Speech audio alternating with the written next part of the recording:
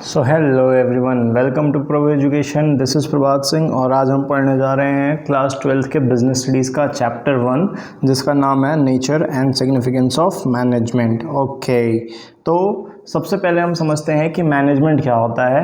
देखो, मैनेजमेंट का मतलब ये होता है कि हम अपनी लाइफ में, जैसे मान के चलो फॉर एग्जांपल, अगर एग्जांपल लें लाइफ का, तो उसमें हम क्या होगा, स्टूडेंट हो तुम डेली क्या करते हो, सुबह उठते हो, रेडी होते हो, फिर उसके बाद स्कूल जाते हो, स्कूल से घर आते हो, फिर कोचिंग जाते हो, फिर थोड़ा खेलते हो, होमवर्क करते हो, फिर अगेन खाना पीना खा के सो जाते हो। तो डे बाय डे तुम क्या कर रहे हो, अपनी लाइफ को मैनेज कर रहे होते हो। अब इसी तरीके से यहाँ पे भी ऑर्गेनाइजेशन क्या होती है, वो अपने आप को पूरा मैनेज करती है। तो मैनेजमेंट एक ग्रुप ऑफ पीपल होता है जो कि पूरे ऑर्गेनाइजेशन को मैनेज करता है। जैसे मान के चलो तुम्हारा स्कूल है, स्कूल में कौन कौन है, तुम्हारे प्रिंसिपल हैं, टीचर्स हैं, फिर इसके बाद जो एडमिन स्टाफ है वो हैं, फिर ट्रांसपोर्ट वाले हैं, फिर कुछ बाई लोग हैं जो पूरा स्कूल की साफ़ सफाई वगैरह करती हैं। तो यहाँ पे क्या हो रहा है, जो भी पूरा मैनेजमेंट है वो ऑर्गेनाइजेशन के हिसाब से काम कर रहा है और ऑर्गेनाइजेशन के लिए काम कर रहा है।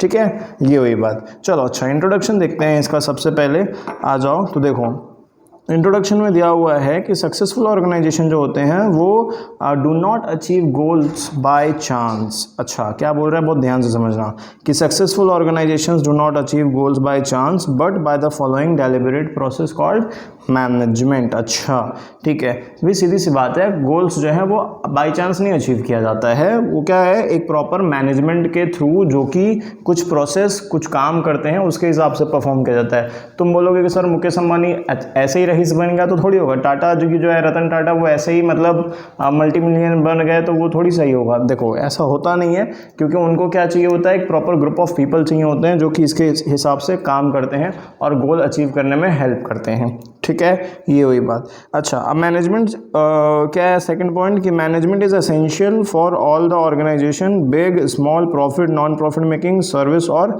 मैन्युफैक्चरिंग। ठीक है, अब भाई सीधी सी बात है, मैनेजमेंट जो है वो एसेंशियल है। ये जो मानते हैं एसेंशियल है, एसेंशियल मतलब ज़रूरी है। ठीक है, तो ये क्या है, एसेंशियल मतलब ज़रूरी, लिख देते हैं। ठीक है, अब ये तो ज़रूरी है, किसी भी तरीके का ऑर्गेनाइजेशन हो, वो चाहे बड़ा ऑर्गेनाइजेशन हो, चाहे छोटा ऑर्गेनाइजेशन हो, चाहे वो प्रॉफिट मेकिंग हो, चाहे वो नॉन प्रॉफिट मेकिंग हो। ऐसा एक चीज़ और समझो कि कोई भी ऑर्गेनाइजेशन जब कंपनी चलाती है तो उसका मेन फोकस क्या होता है, प्रॉफिट कमाना। क्या होता है, प्रॉफिट कमाना। अच्छा, कुछ ऑर्गेनाइजेशंस ऐसे भी होते हैं जिनका मोटो प्रॉफिट कमाना नहीं होता है, जो क्या करते हैं, नॉन प्रॉफिट कंपनी होती है। नॉन प्रॉफिट कंपनी क्या होती है, अभी समझते हैं फिलहाल। सर्विस कंपनी, सर्विस देने वाली कंपनी क्या होती है, जैसे मान के चलो बैंक है, बैंक तुमको क्या दे रहा है, सर्विस दे रहा है। वो तुमको कोई सामान नहीं देता, सिर्फ तुमको तुम्हारा पैसा का जो भी ट्रांजेक्शन है उसको रखने का या उसको जो भी किसी को भेजने का, वही देता है। तो वो तुमको क्या दे रहा है, सर्विस दे रहा होता है। ठीक, फिर इसके बाद जैसे हॉस्पिटल्स हो गए, स्कूल्स हो गए, ये भी तुमको सर्विस देते हैं, कोई सामान तो देते नहीं है, तुम उनके यहाँ जाके कोई सामान तो खरीद के लाते नहीं होगे। ठीक है, तो ये हुआ। फिर इसके बाद है मैन्युफैक्चरिंग, भाई जो भी प्रोडक्शन कर रहा होगा वो। अच्छा, अब आगे देखते हैं, तो मैनेजमेंट जो है वो क्या करता है, डिसीजंस लेता है। कौन से हिसाब से डिसीजंस लेता है वो, जो भी भाई कौन क्या काम करेगा। ठीक है, जैसे मान के चलो तुम क्या काम करोगे वहाँ ऑर्गेनाइजेशन में रह के, कब वो काम किया जाएगा, हु दे विल डू, ठीक है, व्हेन दे विल डू, फिर इसके बाद what resources they will use. अच्छा, ऐसे जो चीज़ें हैं, मतलब किन चीज़ों का रिसोर्सेज भी बहुत बड़ा टॉपिक है, आगे वाले पॉइंट में रिसोर्सेज ही क्योंकि लिखा हुआ है। देखो, बेसिक जॉब क्या होता है मैनेजर का, मैनेजर जो होता है वो पूरी कंपनी को मैनेज करने का काम करता है, ऑर्गेनाइजेशन को मैनेज करने का काम करता है। तो basic job of a manager is to effective and efficient. ये जो टर्म्स हैं ये बहुत इंपॉर्टेंट टर्म्स है, इफेक्टिव और एफिशिएंट, इसको अभी आगे पढ़ेंगे इसी में। ठीक है, ये क्या करता है, कुछ रिसोर्सेज हैं, जो भी रिसोर्सेज हैं। अच्छा, रिसोर्सेज के टाइप्स भी देखो दिए हुए हैं। पहला दिया हुआ है फिजिकल रिसोर्स, दूसरा दिया हुआ है फाइनेंशियल रिसोर्स, तीसरा दिया हुआ है ह्यूमन रिसोर्स। तो इन तीनों रिसोर्सेज का जो प्रॉपर यूटिलाइजेशन होना चाहिए, मतलब सही तरीके से इस्तेमाल होना चाहिए, फिजिकल रिसोर्सेज का, फाइनेंशियल रिसोर्सेज का और ह्यूमन रिसोर्सेज का। ठीक है, इनका प्रॉपरली जो इस्तेमाल होता है वो क्या करता है, यहाँ पे मैनेजर जो है वो उसको अच्छे तरीके से देख के फिर इसके बाद अपने हिसाब से यूज़ करता है, जो भी ऑर्गेनाइजेशन के गोल को अचीव करने में हेल्प करेगा। देखो मॉडर्न कंसेप्ट ऑफ मैनेजमेंट जो है ये क्या बोलता है, पहले तो ट्रेडिशनल में हम चीज़ें देख लिए कि हाँ प्रॉफिट कमाना is the motto of an organisation, but जब हम बात कर रहे हैं कि मॉडर्न कंसेप्ट ऑफ मैनेजमेंट में, तो यहाँ पे एक सीधी सी बात लिखा हुआ है कि जो मैनेजमेंट है is a process of getting things done through others. ये क्या है, management is a process, management एक प्रोसेस है जिसमें कि हम दूसरों से काम करवा सकते हैं, ठीक है। और काम क्यों करवाएंगे, हमारा गोल क्या होगा, एफिशिएंटली और इफेक्टिवली गोल अचीव किया जा सकता है ऑर्गेनाइजेशन का। अब ये एफिशिएंटली और इफेक्टिवली बहुत बार आ रहा है, इसका मतलब अभी समझते हैं आगे। देखो अब मैनेजमेंट में ना 3 चीज़ें मेनली आती हैं। सबसे पहले है मैनेजमेंट एज अ प्रोसेस है। चलो मैनेजमेंट एज अ प्रोसेस का तो मतलब तुमको पता ही है कि वो क्या होगा, जैसे तुम सीढ़ी चढ़ रहे हो तो स्टेप बाय स्टेप सीढ़ी चढ़ रहे हो, तो ये इस तरीके से आया। तो management is a process, it refers to the series और sequence of steps, it is a process as it involve series of function. ठीक है, सीधी बात है भाई, बहुत सारे क्या है उसमें सीरीज़ हैं। प्रोसेस है, प्रोसेस यानी कोई 1-2 टर्म नहीं होगा, बहुत सारे टर्म्स होंगे। कोई भी ऑर्गेनाइजेशन अपने गोल्स को ऐसे ही थोड़ी अचीव कर लेगा, भाई बहुत मेहनत करनी पड़ती है, मोटिवेट करना पड़ता है अपने आप को, ठीक है, कोऑर्डिनेट करना पड़ता है, बहुत सारी चीज़ें करनी पड़ती हैं। उसमें कुछ फंक्शंस हैं, यहाँ पे तुम देखोगे अगर लिखा हुआ है प्लानिंग में ना, अच्छा मैनेजमेंट में कुछ फंक्शंस है। पहला है क्या, प्लानिंग, दूसरा है ऑर्गेनाइजिंग, फिर है स्टाफिंग, फिर है डायरेक्टिंग और फिर है कंट्रोलिंग। तो टोटल 5 फंक्शंस हैं। ये एक्चुअल में तुम्हारी इसी बीएसटी के चैप्टर 4, 5, 6, 7, 8, 9 जो है ये तुम्हारे सारे चैप्टर्स हैं, ठीक है। ये प्लानिंग 4th है, फिर इसके बाद 5th है, फिर 6th है, फिर 7th है और फिर ये 8th है। 9 से फिर फाइनेंशियल्स वगैरह स्टार्ट हैं, ठीक है। फिलहाल वो छोड़ो। तो कोई भी ऑर्गेनाइजेशन ये पूरे फंक्शंस परफॉर्म करती है, तब जाके ऑर्गेनाइजेशन के जो गोल है ना वो अचीव किए जाते हैं, ठीक। ये क्लियर हुआ। अब आता है इफेक्टिवनेस। बहुत देर से मैं बता रहा था कि इफेक्टिवनेस और एफिशिएंटली ये दोनों बहुत इंपॉर्टेंट टर्म है। देखो इफेक्टिवनेस का मतलब है कि दिए गए हुए टाइम में ही काम करना। ये मतलब है जैसे मान के चलो तुमको क्या करना है, तुमको अगर 3000 बॉटल्स बनाने हैं, मान के चलो तुम्हारी बॉटल्स बनाने की फैक्ट्री है, तुमको 3000 जो है वो बॉटल्स अगर बनाने के लिए दे दिया है कंपनी ने, तो अब बॉटल्स तुमको बनाने हैं। अच्छा ये 1 मंथ का टाइम दिया, ठीक है। अब 1 मंथ के अंदर तुमको बनाओ, 1 मंथ से 1 भी दिन लेट होगा तो फिर तुमसे जो ओनर है या जो भी कंपनी के मालिक हैं वो तुमसे क्या करेंगे, क्वेश्चन पूछेंगे, because you are the responsible, you are accountable to that कि कैसे काम लेट हो रहा है। तो इफेक्टिवनेस का मतलब क्या हुआ, देखो इफेक्टिवनेस है ना, टाइम में काम किया जाए, ठीक। लिखा भी हुआ यही सेम चीज, doing the right task with in the given, ये एक्चुअल में टाइम होना चाहिए, ठीक है, गिवन टास्क नहीं गिवन टाइम है, ये इसको लिख लेते हैं, ठीक है। Achieving goal on time, okay. अब अगला वाला है एफिशिएंटली। देखो एफिशिएंटली का मतलब यहाँ पे क्या बोल रहा है वो, कि minimum cost and optimum utilisation of resources. जैसे मान के चलो यहाँ पे क्या हो रहा होगा कि मिनिमम कॉस्ट के बारे में हम बात कर रहे हैं, ठीक है। मिनिमम कॉस्ट का मतलब क्या हुआ कि कम से कम में, जैसे अच्छा एक एग्जांपल लेते हैं, अभी गर्मी का मौसम चल रहा है, आम का सीज़न है। अब तुम गए, तुम बाज़ार से 1 किलो आम खरीद के लाए, 1 किलो आम, जैसे नीचे लिखते हैं यहाँ पे कि 1 kg मैंगो तुम लेके आते हो, ठीक है। अब 1 kg मैंगो तुम लेके आ रहे हो। अब यहाँ पे हो क्या रहा है कि 1 kg मैंगो में कितने ग्राम्स होंगे, मान के चलो 1000 ग्राम्स हो गए। 1000 ग्राम्स में भाई आम के जो छिलके हैं वो तुम निकाल दोगे, उसमें जो गुठलियाँ हैं वो निकाल दोगे, करीब करीब 300 ग्राम जो है वो क्या हो गया, तुम्हारा वेस्ट हो जा रहा है ना। 300 ग्राम तुम्हारा क्या हुआ, वेस्ट हो गया, क्योंकि तुमने उतना खाया नहीं भाई, छिलके वगैरह जो थे वो तो तुमने फेंक दिए, तो इतना तो तुम खाए नहीं।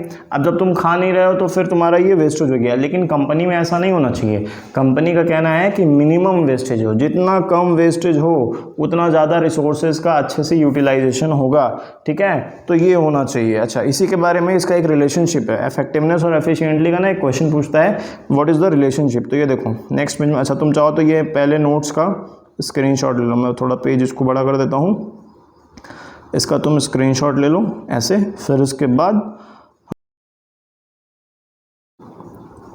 अब देखने वाली बात है कि रिलेशनशिप जो है वो हमारा यहाँ पे इफेक्टिवनेस और एफिशिएंसी में क्या क्या है, डिफरेंस बिटवीन है, पूछ लेता है कई बार एग्जाम में, 3 मार्क के क्वेश्चंस में यूजुअली ये पूछेगा।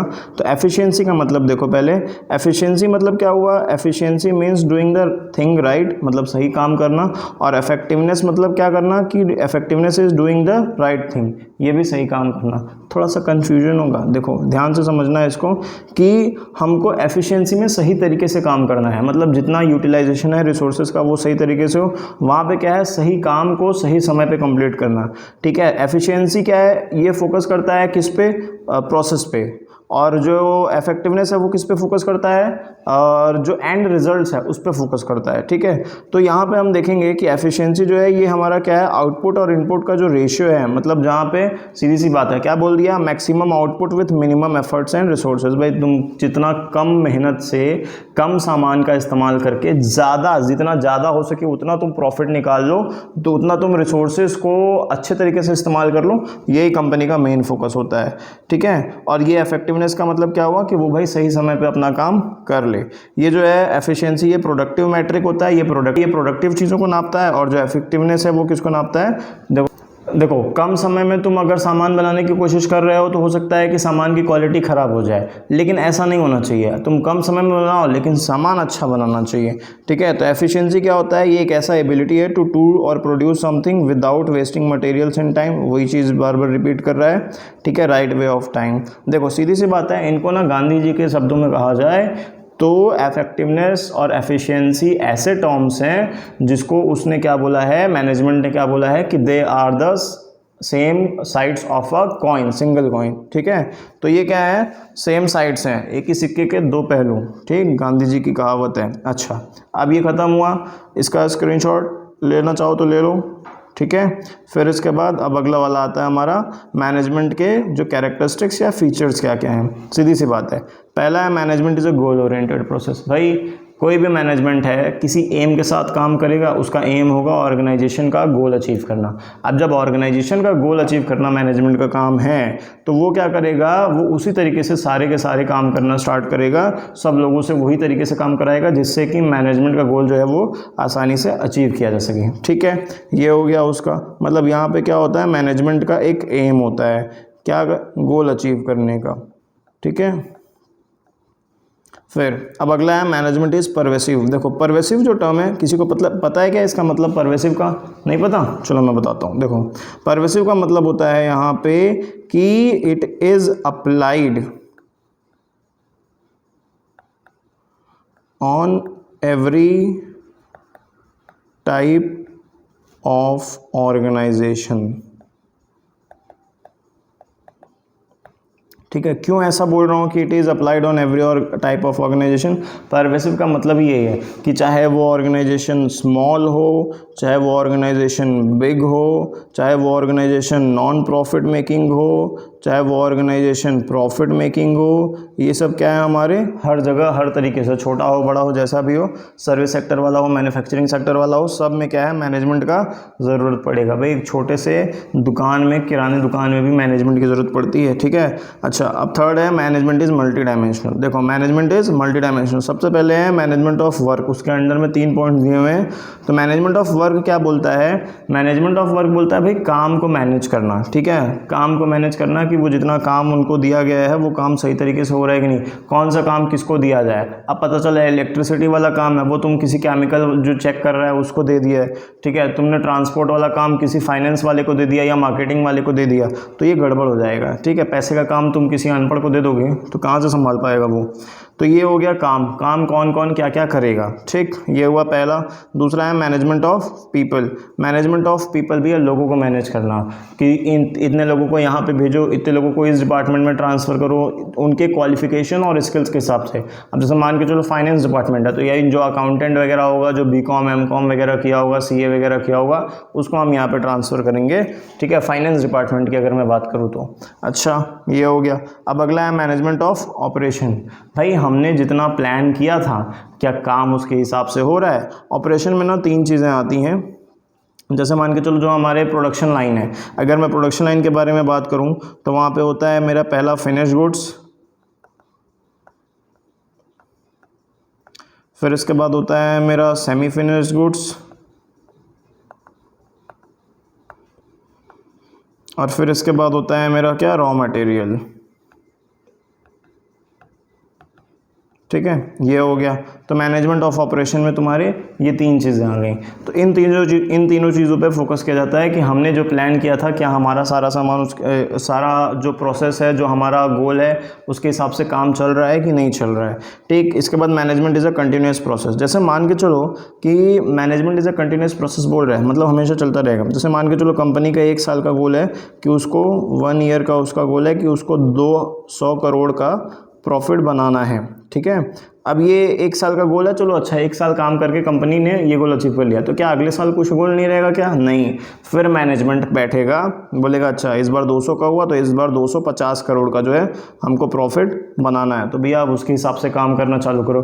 जो जो चीज़ें पिछले साल कमी हुई थी, जिन जिन चीज़ों में हमने कुछ गलतियाँ की थी, उसको इस बार क्या करेंगे, ठीक करके सब सही कर देंगे। Management is a group activity. भाई मैनेजमेंट का मतलब ही यही है कि कोई भी काम एक इंसान अकेले नहीं कर सकता, उसके लिए हमको अलग अलग डिपार्टमेंट में अलग अलग लोगों की ज़रूरत पड़ती है जहाँ पे, इसीलिए बोला गया है management is a group activity. Group मिलकर काम करेगी। भाई फाइनेंस डिपार्टमेंट में कुछ मेंबर्स होंगे, वो पूरे फाइनेंस को संभालेंगे। सेल्स और मार्केटिंग डिपार्टमेंट में कुछ मेंबर्स होंगे, वो पूरे सेल्स को संभालेंगे। फिर इसके बाद जैसे ट्रांसपोर्ट डिपार्टमेंट में कुछ मेंबर्स होंगे जो पूरे ट्रांसपोर्ट को संभालेंगे। इस तरीके से जो कंपनी का वर्क है उसको मैनेज किया जाएगा और वो अलग अलग ग्रुप में काम करेंगे, एक साथ मिलके, एक दूसरे से कोऑर्डिनेट करके। कोऑर्डिनेशन एक बहुत इंपॉर्टेंट टर्म है, इस चैप्टर का लास्ट टॉपिक है, उसके बारे में भी पढ़ेंगे, अभी देखते हैं फिलहाल। अच्छा, ये हो गया ग्रुप एक्टिविटी। फिर अगला है management is a dynamic function. अब मैनेजमेंट एक डायनामिक फंक्शन है। ये डायनामिक का मतलब क्या होता है पता है? Environment, changing environment, changing environment. ठीक, चेंजिंग इन्वायरमेंट मतलब बदलता रहता है इन्वायरमेंट। जैसे मान के चलो कि तुम पहले, अगर तुम, जैसे तुम्हारी बुक का एक एग्जांपल है, पहले लोग कैसा पैंट पहनते थे, जो इंसान, जो मेंस है, आदमी, वो कैसा पैंट पहनते थे? वो पूरा बॉटम, जो बेल बॉटम वाला पैंट होता है ना, नीचे से एकदम ढीला ढाला, देखो स्क्रीन पे फोटो दिख रहा होगा, वैसा वाला पैंट पहनते थे। लेकिन अब कैसा लोग पैंट पहनते हैं? नैरो पैंट्स पहनते हैं। तो तुम ऐसा समझो कि अगर कोई ऑर्गेनाइजेशन, टेस्ट चेंज हो गया लोगों के कपड़े पहनने का, कोई ऑर्गेनाइजेशन अगर उसी तरीके का पैंट बनाए तो क्या वो मार्केट में अच्छे तरीके से सर्वाइव कर पाएगा? नहीं कर पाएगा सर्वाइव। ठीक है, अब जब वो सर्वाइव नहीं कर पाएगा मार्केट में, तो यहाँ पे क्या करना पड़ेगा? उसको चेंज करना पड़ेगा, मतलब उसको नई मशीन्स लानी पड़ेगी, नए तरीके के स्किल्ड वर्कर्स लाने पड़ेंगे, जिससे वो क्या करें, मार्केट में सर्वाइव कर सके। ठीक है, अब मैनेजमेंट इज़ इंटेंजिबल। इंटेंजिबल, ये IN है ना, इंटेंजिबल। इंटेंजिबल का मतलब क्या होता है? जादू, जो दिखाई ना दे, जो सुनाई ना दे, मतलब इंटेंजिबल है। मतलब ये है कि मैनेजमेंट को हम देख नहीं सकते हैं लेकिन फील कर सकते हैं। हवा है, उसको देख तो नहीं सकते हैं लेकिन उसको फील कर सकते हैं कि हवा चल रही है। इसी तरीके से मैनेजमेंट है। मैनेजमेंट एक्चुअल में दिखाई नहीं देता, लेकिन मैनेजमेंट का पूरा जब काम हो रहा होता है ना, वो एक्चुअल में मैनेजमेंट में ही हो रहा होता है। ठीक है, तो मैनेजमेंट इज़ इंटेंजिबल। कई बार पूछता है कि उसके कैरेक्टरिस्टिक्स में ऐसा कौन सा कैरेक्टरिस्टिक्स है जो कि मैनेजमेंट के प्रेजेंट को फील तो करता है लेकिन उसको देखा नहीं जा सकता, तो ये इंटेंजिबल है। केस स्टडी बेस में क्वेश्चन पूछेगा, क्वेश्चंस भी करेंगे अभी फिलहाल। ठीक, तो ये हो गया तुम्हारा। अब आगे आता है तुम्हारा मैनेजमेंट के कुछ ऑब्जेक्टिव्स होते हैं। ठीक है, तो क्या क्या ऑब्जेक्टिव्स होते हैं? देखो, ऑर्गेनाइजेशनल ऑब्जेक्टिव हो गया पहला तुम्हारा मैनेजमेंट का, फिर सोशल ऑब्जेक्टिव हो गया तुम्हारा, फिर पर्सनल ऑब्जेक्टिव हो गया तुम्हारा।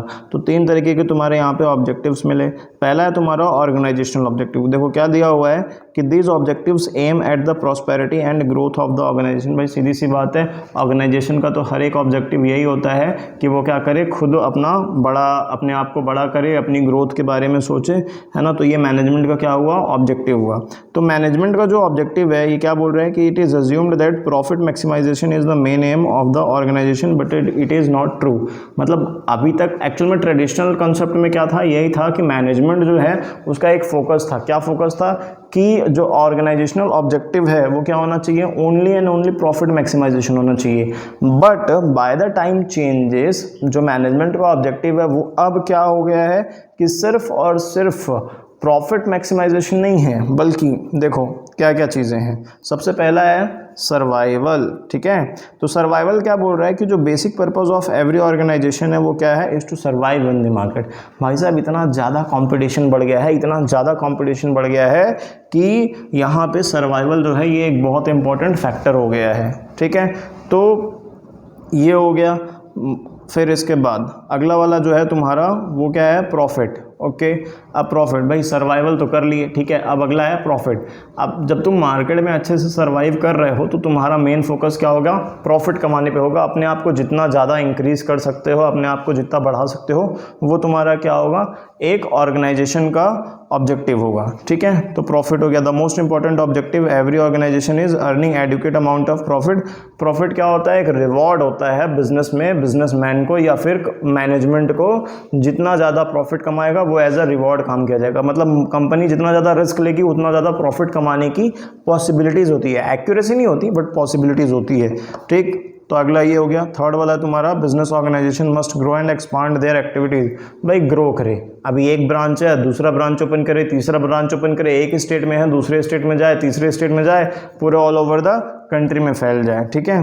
तो किसी भी सक्सेस है, तो किसी भी ऑर्गेनाइजेशन का जो सक्सेस है वो क्या होता है, हम उसके ग्रोथ रेट के हिसाब से नापते हैं। और ग्रोथ रेट हम कैसे नापेंगे, जब कंपनी के जितने ज़्यादा सेल्स होंगे, उसके प्रमोशंस होंगे, उसके हिसाब से, उसके जितने नंबर ऑफ ब्रांचेस होंगे इसके हिसाब से, ठीक। तो ये हो गया। फिर इसके बाद सेकंड वाला ऑब्जेक्टिव, अच्छा इसका स्क्रीनशॉट लेना है क्या, ठीक है, इसका स्क्रीनशॉट ले लो एक बार। ऑब्जेक्टिव्स ऑफ मैनेजमेंट के फर्स्ट वाले पॉइंट का जो है तुम्हारा ऑर्गेनाइजेशनल ऑब्जेक्टिव। अगला वाला है तुम्हारा सोशल ऑब्जेक्टिव और पर्सनल ऑब्जेक्टिव। चलो सोशल ऑब्जेक्टिव। अब सोशल ऑब्जेक्टिव क्या है, सोशल ऑब्जेक्टिव का मतलब ये है कि जो कंपनी है वो क्या कर रही है, सोसाइटी के रिसोर्सेज का इस्तेमाल कर रही होती है, ठीक है। तो सोसाइटी के रिसोर्सेज का जब वो इस्तेमाल करती है तो उसका सोशल ऑब्जेक्टिव बनता है। Social objective of an organisation deals with the commitment of the organisation towards the society. भाई कमिटमेंट टू द सोसाइटी मतलब क्या बोल रहा है वो, कि ऑर्गेनाइजेशन क्योंकि सोसाइटी के रिसोर्सेज का इस्तेमाल कर रही है, सोसाइटी के लोगों का इस्तेमाल कर रही है, तो कुछ ना कुछ ऑर्गेनाइजेशन की या कंपनी की रिस्पॉन्सिबिलिटी बनती है सोसाइटी के लिए। तो क्या क्या वो रिस्पॉन्सिबिलिटीज़ हैं social objectives of a company, supply quality products at reasonable price, ठीक है, पहला हो गया भाई सही तरीके से सामान जो है वो भेजो। Contribution towards desirable civic activities, समाज सेवा वगैरह करते रहो। जनरेशन ऑफ इकोनॉमिक वेल्थ, हमारी देश की जो अर्थव्यवस्था है उसको बढ़ाने में हेल्प करते रहो। जनरेशन ऑफ एम्प्लॉयमेंट अपॉर्चुनिटीज़, तुम किसी भी एरिया में जाओगे, अपनी कंपनी खोलोगे तो तुमको वहाँ पे आप कंपनी में काम करने के लिए लोगों की ज़रूरत पड़ेगी, तो इससे क्या होगा, एम्प्लॉयमेंट क्रिएट होगा, ठीक है। तो ये एक बहुत बड़ा सपोर्ट होता है किसी भी कंट्री के इकोनॉमी के लिए, ठीक है, उससे जीडीपी इंक्रीज होती है। जीडीपी क्या है, पढ़ेंगे आगे, इकोनॉमिक्स में पूरा जीडीपी है 12th में। फिर अगला है तुम्हारा फाइनेंशियल सपोर्ट टू कम्युनिटी। अच्छा अब कोई जैसे मान के चलो जैसे मारवाड़ी समाज वाले हैं, तो मारवाड़ी समाज में उन्होंने क्या बोला है कि उस समाज के लिए, उस समाज के किसी बंदे ने कोई बिजनेस स्टार्ट किया तो वो क्या है, वो फाइनेंशियल सपोर्ट करेगा अपनी कम्युनिटी को बढ़ाने में, ठीक है। तो ये हो गया। फिर इसके बाद है अगला organising educational health and vocational training programmes. तुम लोग हॉस्पिटल्स के बारे में देखे हो, वो लोग जंगल वंगल में या जो एकदम पिछड़े हुए इलाके होते हैं वहाँ पे जाके कुछ कैंप वगैरह लगाते हैं, लोगों की सेवा वगैरह करते हैं। कुछ एनएसएस वगैरह जैसे होता है तो उसमें गांव वगैरह में बच्चों को जाके अवेयर करवाया जाता है, उनको पढ़ाने के लिए, उनके हेल्थ के लिए, ठीक है, ऐसी चीज़ें करवाई जाए। तो ये भी सोसाइटी में ऑर्गेनाइजेशन की एक रिस्पॉन्सिबिलिटी है। Using environment friendly methods of production, भैया जी सबसे मेन है, आजकल पॉल्यूशन इतना ज़्यादा बढ़ रहा है, क्यों, ऑर्गेनाइजेशंस के जो वेस्टेज निकलते हैं वो क्या कर रहे हैं, हमारे एनवायरमेंट में मिलके एनवायरमेंट के जो भी अच्छी चीज़ें हैं उसको ख़राब कर रहे हैं, जैसे ऑक्सीजन वगैरह ले लो, तो इन सब चीज़ों को। तो कंपनी को क्या करना चाहिए, ऐसे मेथड्स का यूज़ करना चाहिए जिससे कि कंपनी के जो रिसोर्सेस हैं उसका यूटिलाइजेशन सही तरीके से हो, ठीक है, ये हो गया। अगला है तुम्हारा पर्सनल ऑब्जेक्टिव। अब पर्सनल ऑब्जेक्टिव देखो तीन चीज़ों के हिसाब से क्वेश्चन पूछा जा सकता है। पहला तुम्हारा पर्सनल ऑब्जेक्टिव, ह्यूमन ऑब्जेक्टिव और इंडिविजुअल ऑब्जेक्टिव, तीनों का मतलब एक ही है, तीनों में से कुछ भी क्वेश्चन पूछे तुमको यही बताना है। तो यहाँ पे क्या होता है, जब कोई इंसान किसी ऑर्गेनाइजेशन में जॉब करने के लिए जाता है तो उसकी कुछ ना कुछ पर्सनल ऑब्जेक्टिव होती है, यानी उसकी कुछ पर्सनल सोच होती है, यार मेरे को इतना पैसा कमाना है, मैं इस पोजीशन पे रहूँगा, ऐसे काम करूँगा, तो वो क्या है, वो पर्सनल ऑब्जेक्टिव है। उसके बारे में और अच्छे से देखो तो individual objectives are related to the employees of the organization, as employees are the most important resources of organization and satisfied motivated employees contribute maximum to the organization। अच्छा सीधी सी बात क्या बता रहा है कि सबसे पहली बात एम्प्लॉयज़ को क्या बोला गया है, मैनेजमेंट का रिसोर्स बोला गया है, कंपनी का रिसोर्स बोला गया है। अगर वो रिसोर्स अच्छा है, मतलब अच्छा कैसे, एम्प्लॉयज़ अगर वहाँ के खुश हैं तो जो भी ऑर्गेनाइजेशन का गोल होगा वो क्या होगा, प्रॉपर तरीके से अचीव किया जा सकेगा, ठीक है, ये हो गया। अगर अच्छे एम्प्लॉयज़ हैं जिनका मूड अच्छा है तो उनका काम करने में भी मन लगेगा। अब मान के चलो कोई घर से बीवी से झगड़ा करके आया है तो वो क्या काम करेगा, उसका काम में तो मन ही लगेगा, उसका दिमाग तो हमेशा वहीं रहेगा।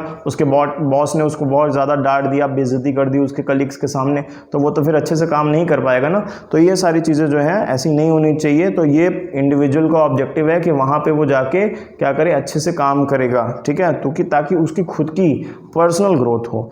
अब पर्सनल ग्रोथ होगी कैसे, मतलब कोई ये सब करेगा क्यों? चलो ठीक है, अब जैसे मान के चलो गवर्नमेंट वाले हैं, उनको तो कोई टेंशन नहीं है, उनकी सैलरी आ रही है, हाँ आ रही है, लेकिन प्राइवेट में ऐसा नहीं होता है। उनको क्या चाहिए होता है, अच्छी सैलरी वगैरह चाहिए होती है। तो यहाँ पे देखो क्या क्या उनके ऑब्जेक्टिव्स हो सकते हैं। सबसे पहले कॉम्पिटिटिव सैलरी, अच्छी सैलरी हो जाए, है ना। प्रमोशन उनको टाइम टू टाइम मिलता रहे, 1 साल 2 साल में उनकी ट्रेनिंग और पर्सनल ग्रोथ होती रहे। जैसे मान के चलो जैसे टाइम टू टाइम चेंज हो रहा है, एनवायरमेंट चेंज हो रहा है, एक मशीन आई, फिर दूसरी मशीन आई, फिर तीसरी मशीन आई, 10 साल में 3 मशीनें आ गई। अब बंदे को एक ही मशीन चलाना आता है तो फिर उसकी ग्रोथ नहीं हो सकती, उसको वहीं पे होल्ड करवा दिया जाएगा। जिसको आता होगा मशीन चलाना उसको बुलाएंगे, चलो भैया तुम आओ, तुम यहाँ पे काम पे लग जाओ, ठीक है। सेकंड है self respect for colleagues to fulfil social needs. भैया जब ये पहली वाली चीज़ें हो जाती हैं तो दूसरी चीज़ें आती हैं, जहाँ पे कंपनी के लोगों की क्या होती है, जो भी एम्प्लॉयज़ होते हैं, जो भी इंडिविजुअल होता है, उसको सेल्फ रेस्पेक्ट चाहिए होती है। उसके कलीग्स जो इनके साथ में काम कर रहे हैं वो उनको बराबरी में क्या समझे कि इक्वल समझे, इक्वालिटी होनी चाहिए। तो ऐसी चीज़ें होनी चाहिए। फिर इसके बाद अगला है good and healthy working condition for safety of employees. भैया किसी ऑर्गेनाइजेशन के रिसोर्सेज जो होते हैं वो वहाँ के एम्प्लॉयज़ होते हैं, वो भी अच्छे एम्प्लॉयज़ होते हैं। That is the responsibility of organisation to hold the employees in the organisation. एक बार का एक इंसिडेंट है, सिंपल सा क्या है था कि एक बार इलॉन मस्क के साथ में क्या हुआ, इलॉन मस्क का एक एम्प्लॉय थी, एक लड़की, वो आई बोली कि मैं रिज़ाइन देना चाहती हूँ, किसी दूसरे ऑर्गेनाइजेशन में क्या है मुझे जॉब मिली है। तो इलॉन मस्क ने बोला अच्छा ठीक है, I will accept this resignation letter, but before that उन्होंने क्या किया, पैसे दिए उसको, जाओ वर्ल्ड टूर करके आओ 1 महीना। वो 1 महीने तक वर्ल्ड टूर करने के बाद वापस जब उस कंपनी में आई तो इलॉन मस्क ने उसको सिग्नेचर दे दिया। तो वो लड़की खुद सोच रही थी अरे ऐसा कैसे हुआ, क्यों किया आपने ऐसा। तो बोली देखो तुम्हारी वजह से मेरा कोई नुकसान नहीं हुआ, मतलब तुम मेरे ऑर्गेनाइजेशन के लिए उतनी इंपॉर्टेंट नहीं हो। अब नहीं हो तो फिर जाओ भैया अपना काम करो, तुम हो गया। बढ़िया बिस्तर बांध के लेके चली गई। बोला अगर तुम हमारे लिए ज़रूरी होती तो मैं तुमको उतना पैसा देता जितना कि वो ऑर्गेनाइजेशन दे रही है, या उससे ज़्यादा पैसा देता तुमको रोक लेता, लेकिन you are not important to my organisation so you can go, ठीक है। तो ऐसे मैनेजमेंट ऐसे काम करना चाहिए। इससे क्या होता है, सही तरीके से ऑर्गेनाइजेशनल गोल अचीव किए जाते हैं, ठीक। अगला है हमारा नोट। अच्छा नोट में क्या लिखा हुआ है, वर्कर्स में lose interest in the work if their objectives are neglected. भाई सीधी सी बात है, किसी को प्रमोशन नहीं दोगे, किसी को सैलरी नहीं दोगे, किसी को बोनस नहीं दोगे तो वो उसका तो मन तो लगेगा ही नहीं काम करने में, ठीक है। उनको क्या करना चाहिए, इंटीग्रेट करना चाहिए। जैसे मान के चलो किसी के पास कोई आइडिया है, बॉस अगर उसकी आइडिया को सुन ले तो ये काफ़ी अच्छी बात होगी, ठीक है। तो पर्सनल ऑब्जेक्टिव जो है ये इस तरीके से काम करता है। पर्सनल ऑब्जेक्टिव ही बाद में जाके क्या हो जाता है, ऑर्गेनाइजेशनल ऑब्जेक्टिव हो जाता है, क्योंकि सीधी सी बात है when organisation will achieve the goal then the personal objective will automatically be fulfilled, okay। so this is what the part 1 of the chapter 1 is। फिर इसके बाद अब मिलेंगे आपसे अगले पार्ट 2 में, जिसमें कि हम क्या करेंगे, इसके आगे के चैप्टर्स पढ़ेंगे। शायद अगले पार्ट में पूरा का पूरा चैप्टर कवर हो जाएगा, ठीक है। So this is for the today's class, we will meet in the next class. Till then have a nice day guys.